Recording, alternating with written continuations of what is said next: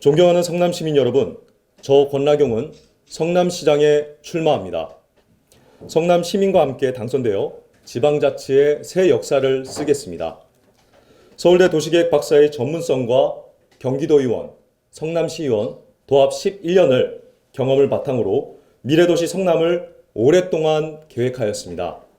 성남 시민의 뜻을 모아 이제 미래도시 성남에 힘찬 첫발을 내딛습니다. 저 권나경은 미래 성남의 주안점으로 교육, 재건축, 재개발, 교통을 지난 출마 선언에 말씀드렸습니다.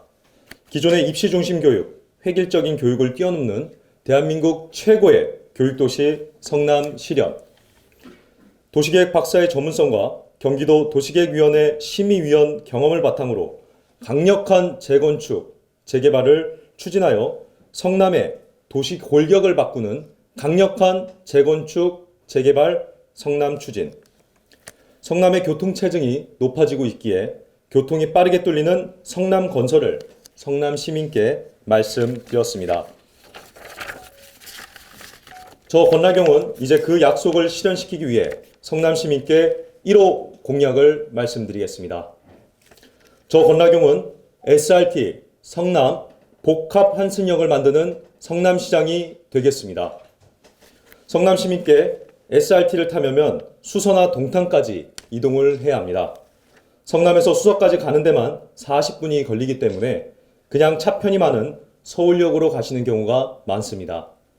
제1 판교 테크노밸리에 이어 제2, 제3 판교 테크노밸리까지 확장되는 등 대한민국 경제활동 인구가 밀집된 성남이지만 가장 중요한 광역교통수단인 SRT역이 없습니다.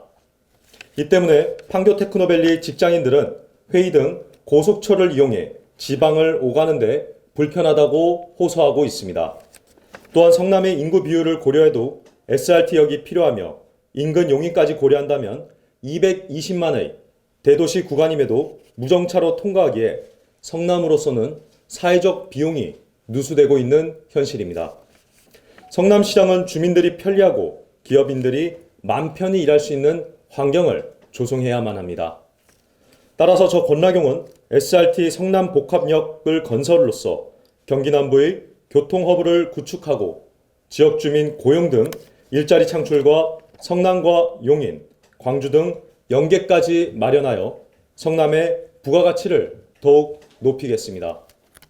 특히 SRT 특송 물류 허브 센터도 같이 계획하여 타 지역 특산물의 빠른 이동으로 성남 시민의 생활 편의까지 단번에 올려놓겠습니다. SRT 성남 복합 환승역 건설로서 광주까지, 부산까지 우리 성남 시민들이 편하게 이동할 수 있도록 저 권나경이 SRT 성남 복합 환승역을 만들어 내겠습니다. 이게 사실 저희 주민분들이 많이 전화가 와서 전화를 받았습니다. 제가 판교를 지역구로 둔 의원이기 때문에 판교 주민들은 당연히 그런 의사에 대해서 반기는 분위기가 있습니다. 그런데 이제 분당에 계신 주민들 그리고 본시가지에 계신 주민분들은 조금 의아하다라는 말씀을 해주셔서요. 저도 아무래도 선거의 영향 아니겠느냐라는 답변을 드렸습니다. 개인적으로는 저는 전통과 문화를 계승을 해야지 바꾸는 것은 그걸 계승하면서 새로운 문화를 받아들여야만 발전이 있는 것이지 그 전에 있는 걸 부정하는 것은 좀 어렵지 않느냐. 그래서 저는 성남이 가진 역사적 의미를 지키면서 거기에 새로운 판교라는 이미지와 그런 랜드마크적인 요소를 고려하는 것이 맞지 않겠느냐라는 생각을 가지고 있습니다.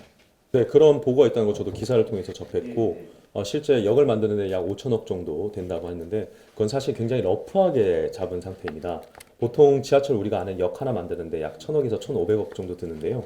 그거 이제 배수로 아마 결정을 했던 것 같습니다. 그 길이라는 게 있기 때문에 기본적으로 저도 그 공간에 대해서는 지하 구조물은 뭐 지금은 알 수 없지만 주변 환경적인 요소를 다 고려했을 때 우선 첫 번째 우선순위로 거론됐던 곳이 있죠. 오리역 관련해서 그 공간에 대해서는 저는 조금 더 유심하게 보면은 방법은 있습니다. 왜 그러냐면 고속철은 일반 지하철과 다릅니다.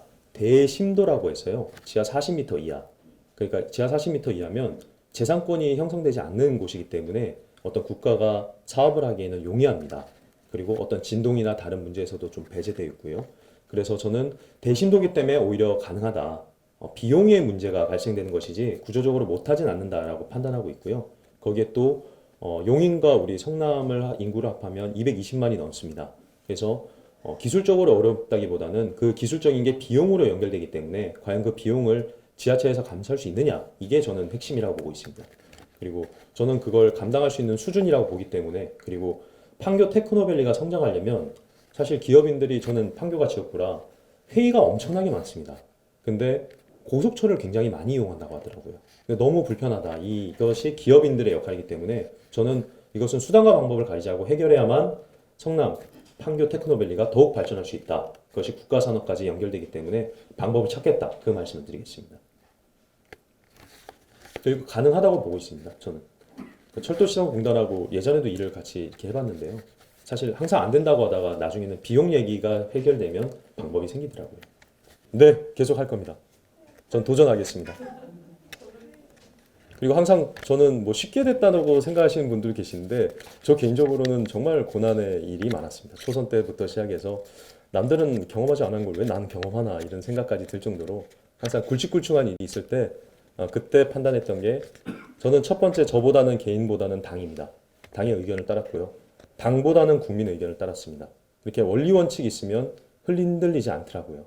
근데 다른 선배 의원이나 보면 그때그때 말이 변하는 선배들이 왜 그럴까라고 봤을 때 기준이 없으면 흔들릴 수밖에 없습니다. 근데 저는 개인적으로 정치 철학이 개인보단 당이 우선이었고 당보다는 국민들의 명령이 저는 우선이었습니다. 그렇게 계속 하도록 하겠습니다.